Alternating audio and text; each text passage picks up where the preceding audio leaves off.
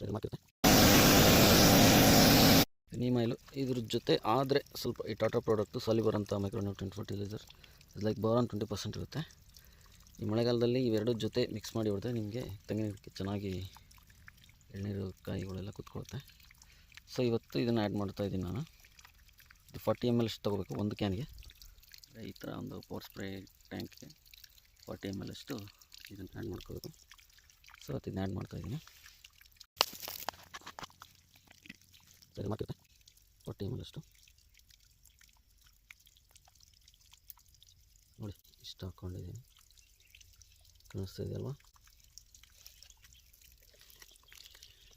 So ಇದನ್ನ ಇವತ್ತು ಈ 25 ಲೀಟ್ರ್ ಕ್ಯಾನ್ಗೆ ಆ್ಯಡ್ ಮಾಡ್ತಾಯಿದ್ದೀನಿ ನೋಡಿರಿ. ಸಾಕು, ಇಷ್ಟು ಹಾಕಿದರೆ ಒಂದು ಕ್ಯಾನ್ಗೆ ಸಾಕಾಗುತ್ತೆ. ಒಂದು ಪೌಡ್ರು ಒಂದು ಟ್ಯಾಂಕಿಗೆ 50 ಗ್ರಾಮ್ನಷ್ಟು.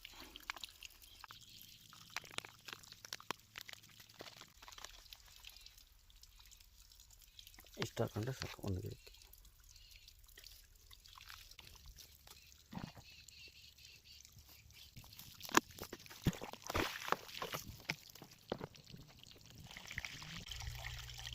ಇದೆಲ್ಲ ವಾಟರ್ ಸಾಲ್ಯುಬಲ್ಸ್ ಇರುತ್ತೆ ನೋಡ್ಬೋದು ನೀವು.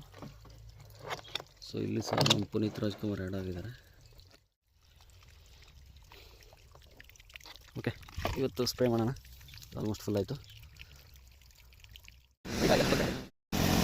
ನೋಡಿ, ನಿಮಗೆ ಕಾಣಿಸ್ತಾ ಇದೆಯಲ್ಲ? ಸೊ ಈ ಥರ ಗರಿಗಳಿಗೆ ಸ್ಪ್ರೇ ಮಾಡಬೇಕು. ನೋಡಿ ಯಾವ ಥರ ಕಪ್ಪಾಗಿದೆ ಎಲ್ಲ ಗರಿಗಳು. ಸ್ಪ್ರೇ ಮಾಡಿದರೆ ಸಾಕು. ಈ ಅಣಬೆ ರೋಗ ಇರ್ತಕ್ಕಂಥವ್ರು ಈ ಥರ ಕಾಂಡಗಳಿಗೆ ಈ ಥರ ನೀಮ್ ಆಯಿಲ್ನ ಸ್ಪ್ರೇ ಮಾಡಿದರೆ ಇನ್ನೂ ಚೆನ್ನಾಗಿ ಕೆಲಸ ಮಾಡುತ್ತೆ. ನಾವು ಕಾಪರ್ ಮಾಡಿ ಕೊಡ್ತೀವಲ್ಲ, ಅದ್ರ ಜೊತೆ ನೀಮ್ ಆಯಿಲು ಈ ಥರ ಕಾಂಡಕ್ಕೆ ಸ್ಪ್ರೇ ಮಾಡಬೇಕು. ಈ ಸ್ಪ್ರೇ ಮಾಡಿದರೆ ಸಾಕು. ಈ ಕಡೆ ಇಟ್ಟು